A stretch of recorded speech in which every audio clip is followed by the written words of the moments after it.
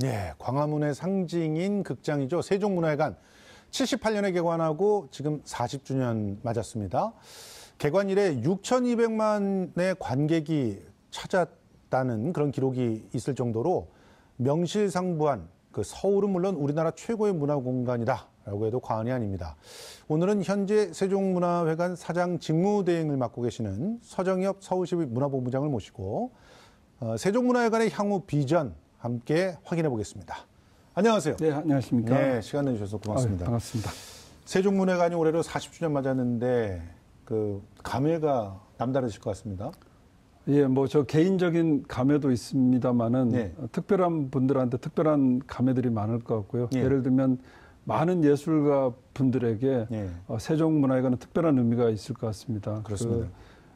땀과 눈물 또 기쁨과 희열. 예. 어떻게 보면은 예술가들에게는 그 예술 활동을 한 전 인생의 어떤 파노라마의 배경 같은 그런 곳이 또 세종문화회관이었지 않나 싶고요. 예. 또 일반 시민들, 대한민국 국민들에게도 세종문화회관은 굉장히 특별한 곳이었습니다. 네, 맞습니다. 문화 공연 행사뿐만 아니라 여러 가지 국가적인 큰 행사들이 세종문화회관에서 열렸고요. 네. 그런 의미에서 모든 일반 시민과 대한민국 국민들의 감회도 새로울 것 같고요. 네. 저 개인적으로는 세종문화회관 대표 직무대행으로서 또 이런 시기에 대표를 맡게 되어서 굉장히 큰 영광으로 생각하고 있습니다. 사실 저는 세종문화회관이 정말 저한테 의미 있었던 게 제가 첫 오페라를 거기서 봤어요. 예, 그러시군요. 나비 부인이라는 오페라를 처음 봤는데 네. 오페라라고 하는 그런 예술이 굉장히 거리가 있는 예술인 줄만 알았는데 3층 객석에서 보면서도 네네. 마지막에는 그 3층 객석이 그때 당시에는 굉장히 잘 안 보였어요. 예. 너무 돈이 없어서 이제 싼 극장 객석을 사서 가서 봤는데 마지막에 서서 3막을 다 이렇게 봤거든요. 네네. 정말 인상적이었고 저 무대에 언젠가 꼭 서보고 싶다 그랬는데 저는 현역에서 서보질 못했네요. 다음에 기회가 돼 있으면 한번 기회가 있을까요? 제가 워낙 연기를 갖다 못해가지고 많은 분들에게 세종문화회관에 그런 특별한 추억들이 있으신 것 같습니다. 사실 서울을 대표하는 문화공간인데 그동안 세종문화회관 어떤 노력을 기울여 왔는지 좀 한번 정리를 해주시죠. 기본적으로 78년도 개관 이래 특히 70년대 말이라든지 80년도 같은 문화 공연 예술 시설이 그렇게 많지가 않았습니다. 그렇죠. 그런 척박한 문화 환경에서 세종문화회관이라는 곳은 정말 대표적인 문화예술 공간이었던 것 같고요. 아까 나비부인 공연도 말씀해 주셨습니다만은 초창기에 특별한 개관 행사도 있었을 뿐만 아니라 그 이후에도 여러 가지 다양한 문화예술 프로그램들을 제공해드리고자 이렇게 노력해왔다는 그런 점도 좀 인정을 해주셔야 될 것 같고요. 또 문화예술가들 측면에서 봤을 때는 여러 가지 이 문화예술가들이 직접 쓰거나 아니면 작품을 올릴 그런 공간들이 마땅치 않은 그런 시절에 세종문화회관이 이분들한테는 또 작품을 올리고 직접 무대에 쓰고 또 그래서 예술가들도 키우는 이런 계기도 되었던 것 같고요. 또 세종문화회관 자체적으로 봐서도 지금 9개 예술단을 운영하고 있습니다. 그래서 이런 예술단 운영을 통해서 또 시민들에게 많은 그런 기회도 제공했다고 생각합니다. 그리고 예전에는 사실 종합 복합 문화공간이나 이런 얘기를 하면서 전문 공연장으로서는 또 약간 함량이 미달된다 이런 얘기도 있었는데 요즘엔 리모델링하면서 많이들 개성적인 공간들을 다 이렇게 만들어낸 것 같아요. 네, 전반적으로 기본적으로 세종문화회관이 복합 문화 공간으로 만들어졌기 때문에 양면성이 있는 것 같습니다. 한편으로는 여러 가지 공연들을 올릴 수 있다는 점에서는 장점이 될 수도 있고 또 반대표로는 오페라라든지 클래식을 하는 분들한테는 여러 가지 제약이 있다는 그런 또 있고 해서 양면성은 있는 것 같습니다. 그렇지만 저희들도 이번에 블랙박스 형태의 S시어터도 지금 준비 중인데요. 그런 공간들을 통해서 좀 새롭게 계속 좀 수요에 맞춰 나가는 그런 노력들을 하고 있다는 말씀 드리고 싶습니다. 지금 보면은 M시어터죠?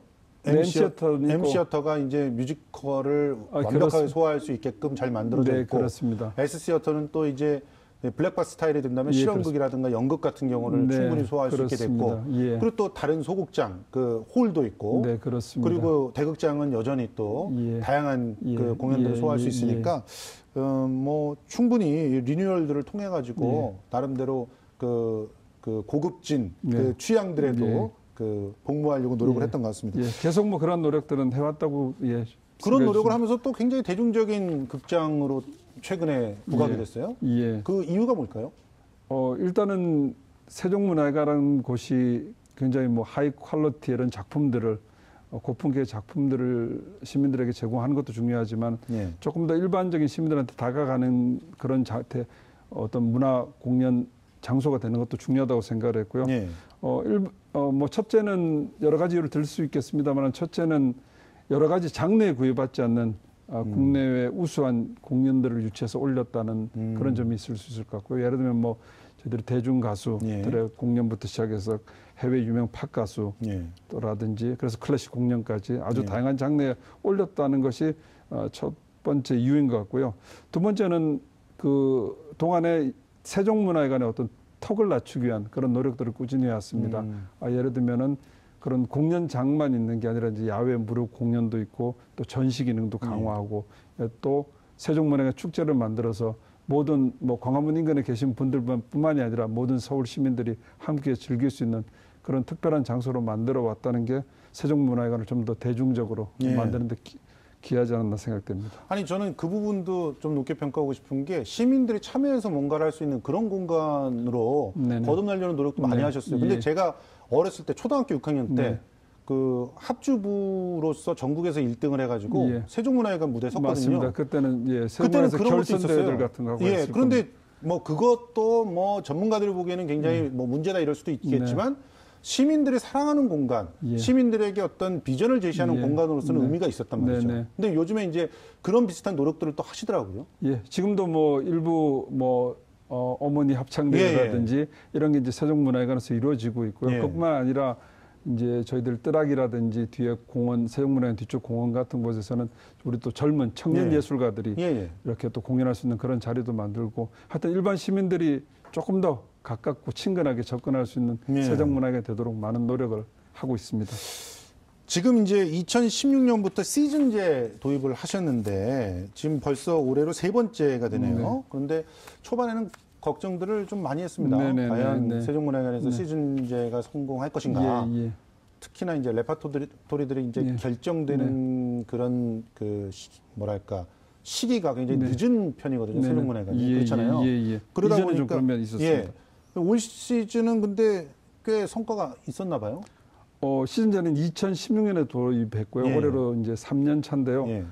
아직까지는 뭐 좀 더 바라고 싶은 점은 많지만은 그동안에 많이 좀 발전을 했다고 생각하고요. 예. 특히 이제 말씀하신 대로 그동안은 이제 공연이 이렇게 체계적으로 사전에 준비되지 못하고 예. 임박해서 이렇게 뭐 지민되고 결정되고 하다 보니까 여러 가지 준비도 부족했고 제작도 어려웠고 했는데 시즌제 토입을 통해서 세종문화회관 자체에서도 좀 더 체계적으로 공연을 준비할 수 있게 됨에 따라서 공연의 질도 높아질 수 있고 또 우리 수요자인 또 시민들 입장에서는 미리 또 공연들 내용도 알고 찾아보실 수 있게 할 수 있는 그런 데서 큰 기여가 있었다고 보고요. 특히 뭐 관련해서 패키지 같은 도입은 굉장히 지금 해서 16가지 종류의 패키지를 발행하고 있는데요. 굉장히 시민들한테 인기가 좋은 그런 서울시 오페라단 패키지 같은 경우는 발매한 지 1시간도 안 돼서 다 매진이 됐다고. 인기 있는 예술단은 그런 경우가 왕왕 있습니다. 그렇군요. 네네. 지금 40주년 기념 공연 또 이벤트 이런 것들 지금 그 준비하고 계시는 게 있죠? 네. 그렇습니다. 저희들이 40주년을 맞이해서 세종 아트 페스트라는 이름으로 5월 9일부터 5월 15일까지 아주 특별한 행사들을 많이 만들었습니다. 그래서 저희들은 이제 서울 시민 모두가 함께하는 축제로 만들고 싶은데요. 특히 우리 성악가 조수미 씨 그리고 로베르토 알라냐의 그 디바 디보 공연도 있고요. 또 뮌헨 필하모닉 오케스트라의 내한 공연도 등 이런 대형 공연도 준비를 했고요. 그다음 서울시 9개 예술단이 요 기간 동안에 모두가 참여를 합니다. 그래서 각자 여러 가지 최고의 작품들을 올리게 되는데요. 서울시 극단은 옥상밭 꽃은 왜라는 공연도 있었고요.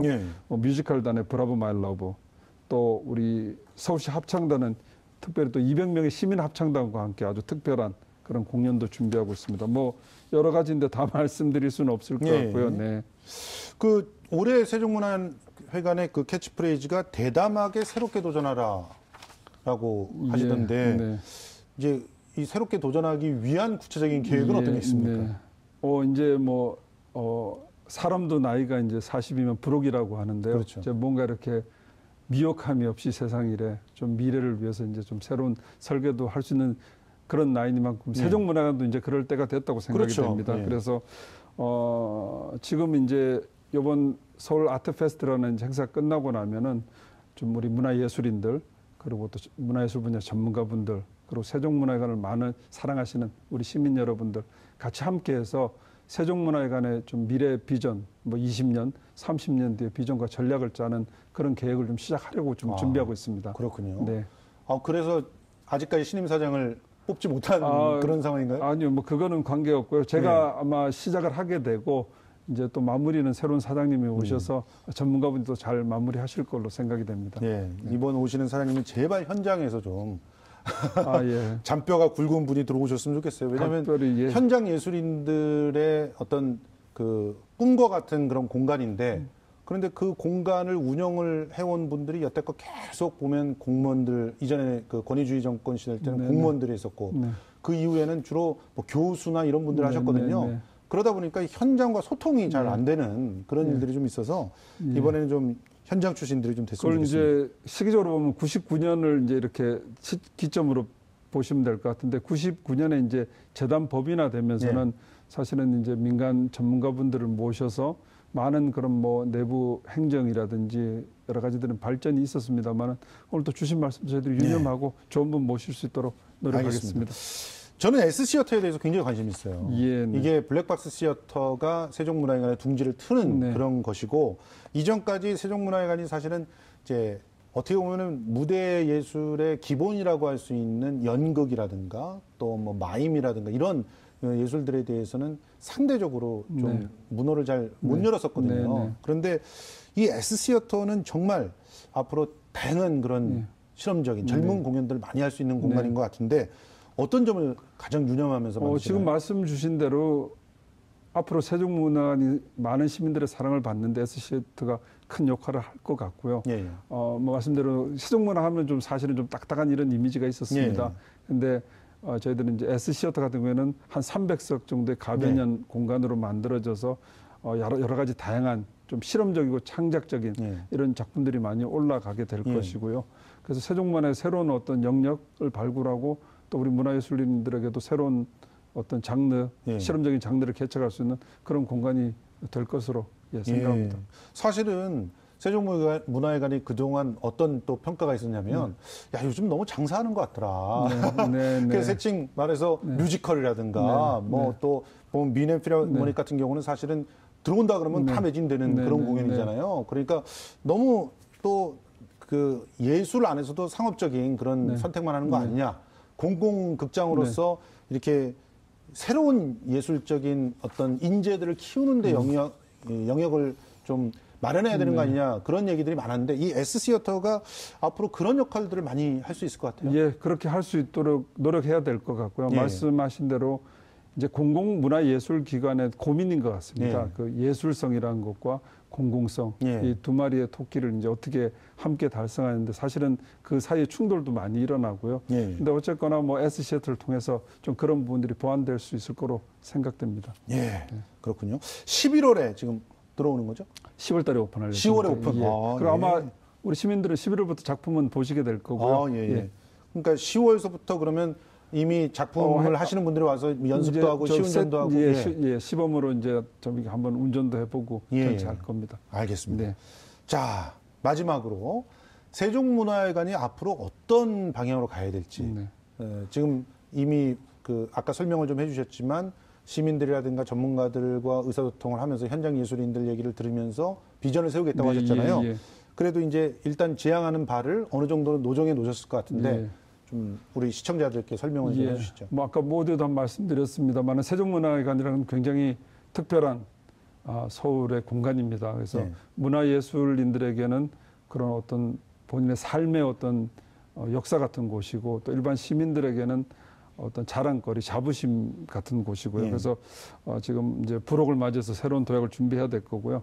얼마 전에 서울시에서 발표를 했습니다만 광화문 재구조화 사업을 발표했고요. 그 내용 중에 이제 중요한 요소가 하나가 광화문이 이제 문화예술의 중심지로 바뀐다는 내용이 있었습니다. 그래서 이런 좀 새로운 광화문 시대에서 발맞춰서 세종문화회관이 하드웨어적으로 또 소프트웨어적으로 좀 탈바꿈 변신해서 시민들에게 좀 새로운 모습으로 다가갈 수 있도록 그렇게 모든 시민들과 함께 지혜를 모아보겠습니다. 예.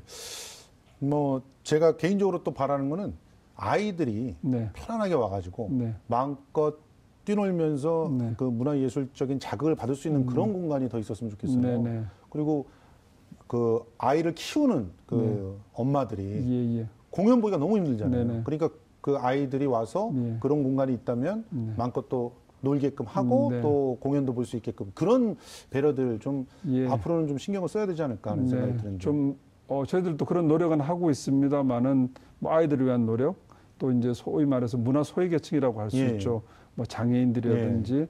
아니면 좀 불우한 예. 또 계층들을 위한 그런 노력들은 좀 많이 하고 있고요. 앞으로 좀 더 확대하게 할 수 있도록 노력하겠습니다. 예, 알겠습니다. 네, 지금까지 세종문화회관 사장 직무대행 서정엽 서울시 문화본부장님 모시고 40주년을 맞은 세종문화회관의 올 한 해 운영 계획과 또 비전에 대해서 이야기 나눠봤습니다. 오늘 귀한 시간 내주셔서 고맙습니다. 감사합니다. 예.